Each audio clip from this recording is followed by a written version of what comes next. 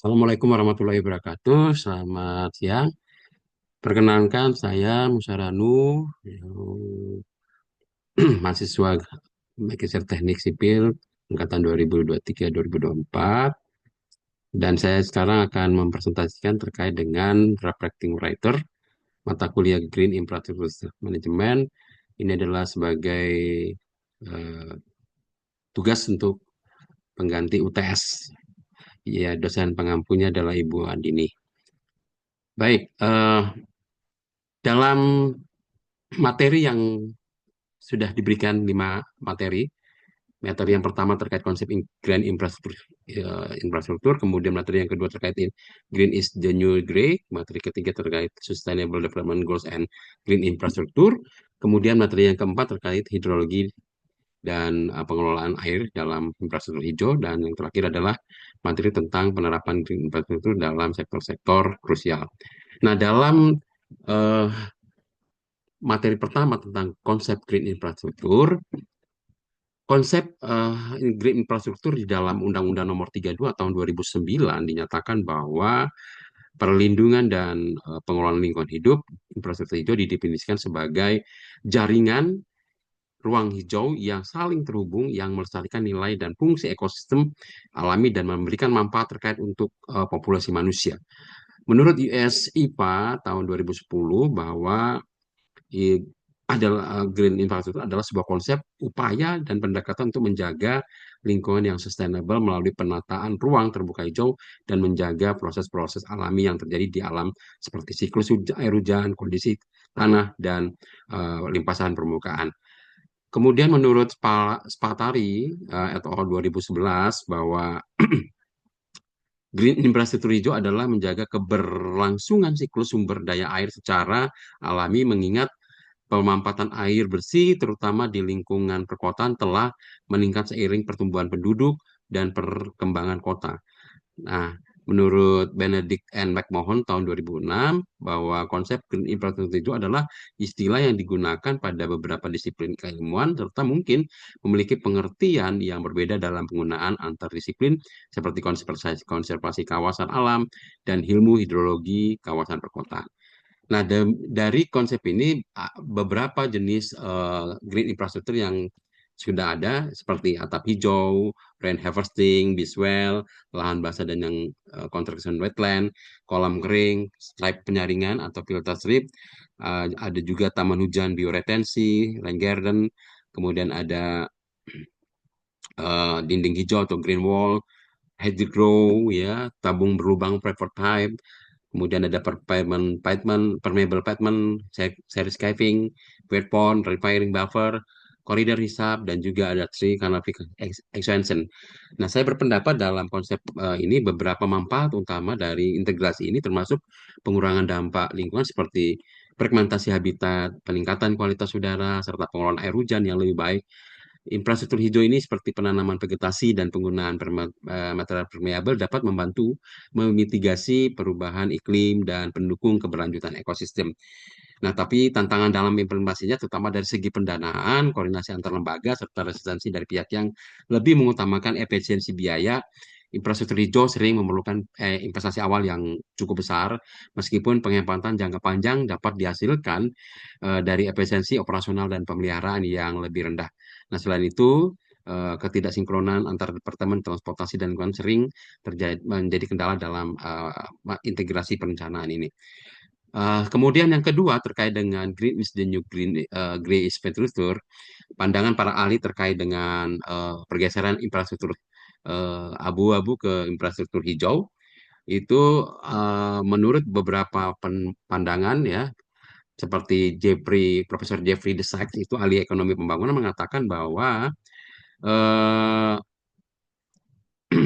dalam bidang pembangunan berkelanjutan mempromosikan infrastruktur hijau sebagai kunci untuk mengatasi tantangan perubahan iklim dan mencapai tujuan pembangunan yang berkelanjutan. Menurut Dr. Vandana Silpa, pakar pertanian dan ekosistem lingkungan, beliau mengatakan bahwa pembangunan infrastruktur itu infrastruktur hijau itu menekankan pentingnya menghormati dan bekerja sama dengan alam untuk mencapai keberlanjutan yang jangka panjang. Kemudian Profesor Elizabeth Stanton, ahli ekonomi lingkungan, mengatakan bahwa infrastruktur hijau dapat menghasilkan manfaat ekonomi jangka panjang yang lebih besar dibandingkan dengan pendekatan konvensional. Dan yang terakhir, menurut Dr. Alan MacArthur, beliau berpendapat bahwa secara efisiensi dan limbah minimal dihasilkan, infrastruktur hijau dapat berperan penting dalam mencapai tujuan tersebut. Nah, dari pergeseran atau peralihan ini saya berpendapat peralihan infrastruktur abu ke infrastruktur hijau dapat berdampak positif bagi kehidupan. Nah, pergeseran dari infrastruktur abu-abu tradisional ke infrastruktur hijau berperspektif global, termasuk infrastruktur ramah lingkungan, infrastruktur lebih murah, lebih tangguh dibandingkan dengan infrastruktur abu-abu. Dan hal ini dapat menghasilkan manfaat bagi kehidupan manusia di muka bumi. Pada bagian yang ketiga, Sustainable Development Goals and Green Infrastructure, pembangunan berkelanjutan sudah diperkenalkan sejak konferensi di Stockholm tahun 1972. Nah, namun dalam konsep dan cara pembangunannya masih berkelanjutan ini memerlukan waktu yang agak lama ya. Nah, tujuan dari pembangunan berkelanjutan Sustainable Development Goal ini adalah pembangunan yang meningkatkan kesejahteraan ekonomi masyarakat secara berkesinambungan, pembangunan yang menjaga keberlanjutan kehidupan sosial masyarakat. Nah, tapi juga masih terdapat permasalahan ya terkait dengan penerapannya yang memerlukan kebijakan, perencanaan, dan proses pembelajaran sosial yang terpadu. Politiknya tergantung pada dukungan penuh masyarakat melalui pemerintahnya, kelembagaan sosialnya, dan kegiatan dunia usahanya. Nah, proses pembangunan terutama bertujuan untuk meningkatkan taraf hidup masyarakat. Titik tolak pembangunan dimulai dari tindakan mengurangi masalah dengan tujuan memenuhi kebutuhan dan meningkatkan untuk mencapai suatu tingkatan yang layak. Pada bagian ini saya berpendapat bahwa bagi manusia pembangunan tidak hanya dalam konteks pemenuhan kebutuhan yang berkaitan dengan aspek ekonomi, tetapi juga haruslah melihat dari segi keadilan dalam segi lingkungan ya. Lingkungan bagi umat manusia itu adalah suatu modal dasar dalam pembangunan. Nah, lingkungan sehat, bersih, lestari secara tidak langsung akan mempengaruhi keberlanjutan produktivitas manusia di masa yang akan datang. Artinya, dalam konteks tersebut, selain berkelanjutan dari sisi ekonomi dan sosial, maka diperlukan juga keberlanjutan pada sisi ekologis. Pada bagian keempat, hidrologi dan pengelolaan air dalam infrastruktur hijau, eh, infrastruktur hijau menggunakan pendekatan berbasis alam yang meniru proses hidrologi alami, sehingga membantu mengurangi limpasan air hujan, menambah resapan ke dalam tanah, serta menjaga keseimbangan ekosistem perkotaan.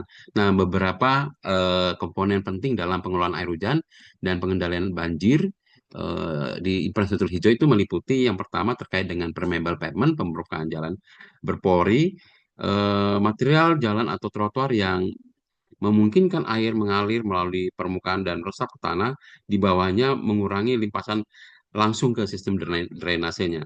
Yang kedua terkait dengan green roofs atau atap hijau.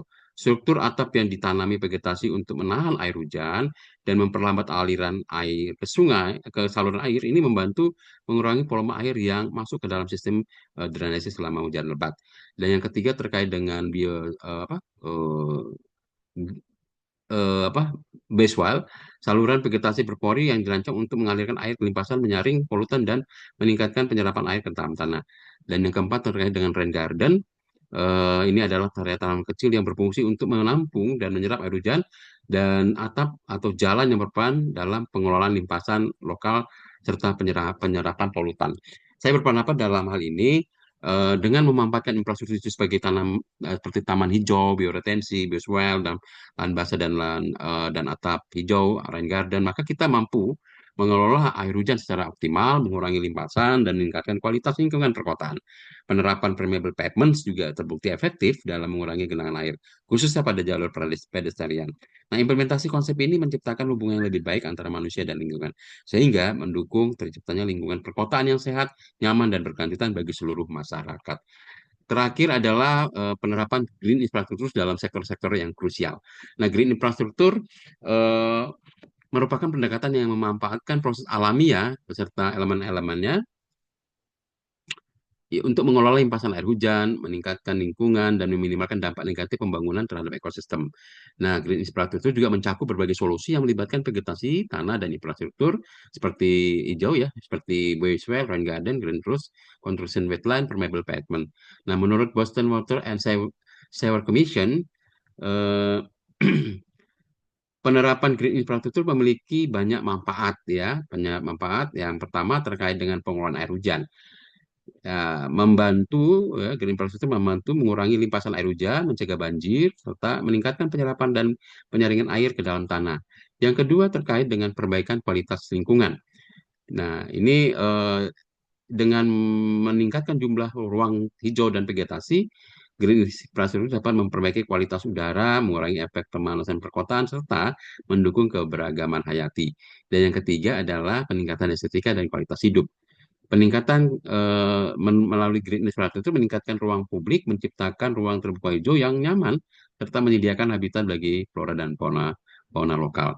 Nah, dalam penerapan green infrastructure dalam berbagai sektor yang bisa kita lihat dalam sektor pertanian misalnya ya, dalam sektor pertanian ini green infrastructure mampu meningkatkan ketahanan terhadap perubahan iklim yang melalui praktik seperti agroforestry, konservasi lahan, pengelolaan air berkelanjutan, dan penggunaan energi terbarukan. Solusi ini tidak hanya menjaga produktivitas tahan di tengah ancaman bencana seperti kekeringan dan banjir, tapi juga berkontribusi pada pengurangan emisi karbon. Yang kedua, dalam perencanaan kota, green infrastruktur berperan penting dalam menciptakan kota yang tangguh terhadap perubahan iklim. Elemen seperti ruang terbuka hijau, taman hujan, dan jalur hijau membantu mengurangi dampak bencana seperti banjir dan urban heat island.